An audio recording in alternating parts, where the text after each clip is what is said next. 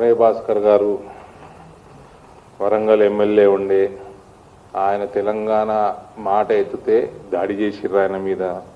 తెలంగాణ ఆంధ్ర పాలకులు తెలంగాణ నీళ్ళ మీద దాడులు చేసిర్రు, వనరుల మీద దాడులు చేసిర్రు, భాష మీద, బతుకు మీద, ఉద్యోగాల మీద, ఆస్తుల మీద దాడులు చేసిండ్రు అని డైలాగులు కొడుతున్నాయి జగిత్యాల. ఇక ఈయన పరిపాలనలో కేసీఆర్ పరిపాలన ఖమ్మంలో పత్తి రైతులు మద్దతు ధర కోసం అడిగితే రైతులని చూడకుండా లాఠీ చార్జులు చేసి బేడీలేసి రిమాండ్కు పంపించిన ముఖ్యమంత్రి కేసీఆర్ ఉండే. అది దాడి కాదా? ఆదిలాబాద్లో ఆదివాసీలు తన భూములు హక్కు కోసం అడిగితే నువ్వు చేసిన ప్రామిసే మళ్ళా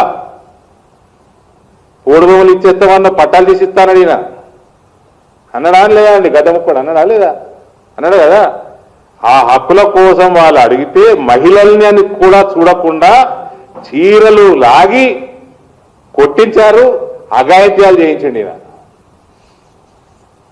అది నువ్వు చేసిన దాడి.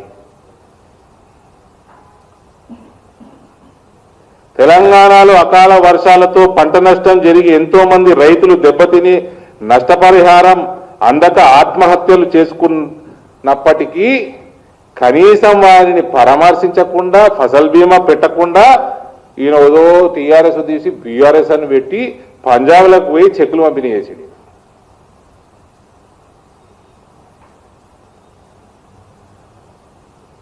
అడ్వకేట్ దంపతులు వాళ్ళ పేరేదా ఉండే వామన్ రావు రోడ్డు మీద పొడిచి నరికి చంపిరు మీ టీఆర్ఎస్ వాళ్ళు. అది నువ్వు చేసిన దాడి.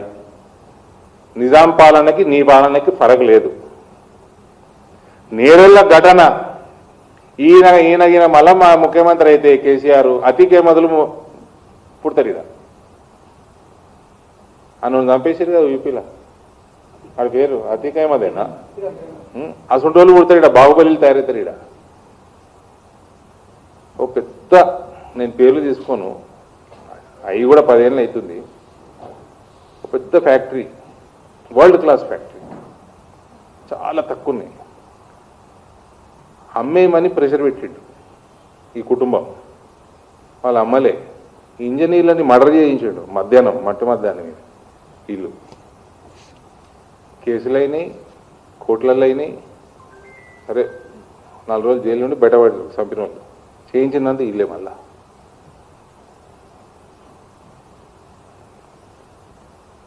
నేరెళ్ల ఘటనను దళితులు మర్చిపోయారని అనుకుంటున్నారా? దళితులను ఇసుక లారీలతో తొక్కించారు.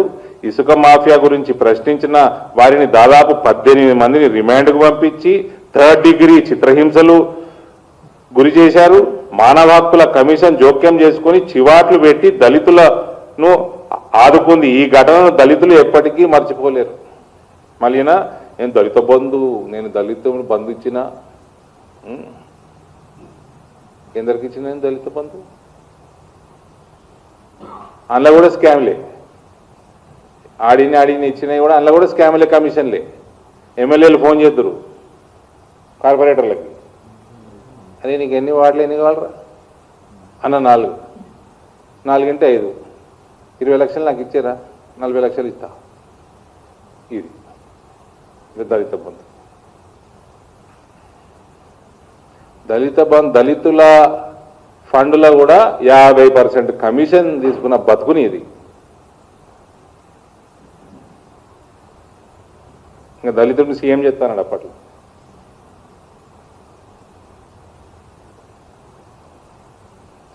అంబేద్కర్ గారు 10 సంవత్సరాలు ముఖ్యమంత్రి ఉన్నాడు. ఒకరోజు అని చెప్పారు అంబేద్కర్ గారి వర్ధంతికో జయంతికో ఒక రోజన్నా బయటకు వచ్చి దండేసిండా?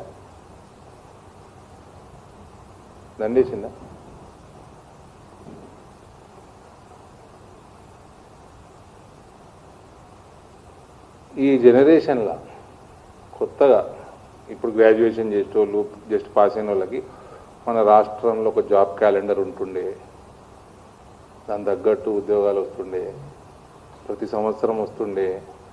ఆయన టోటల్గా మర్చిపెట్టేట్టు చేసిండు కేసీఆర్. అది నా ఘనత. అది ఎంప్లాయ్మెంట్కి ఈయన చేసిన సేవ.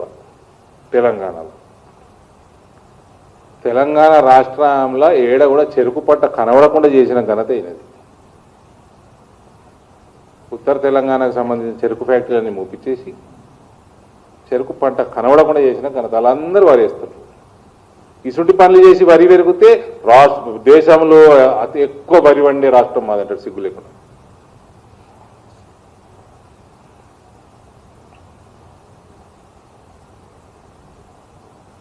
ఈయనట చూసి మళ్ళీ ఈయన ఓటేయాలన్నట, మళ్ళీ ఈయన ఓటేసి అతీక అహ్మదులు నిజాం పాలన ఇవి వాపసు తీసుకుంటారు తెలంగాణ ప్రజలు.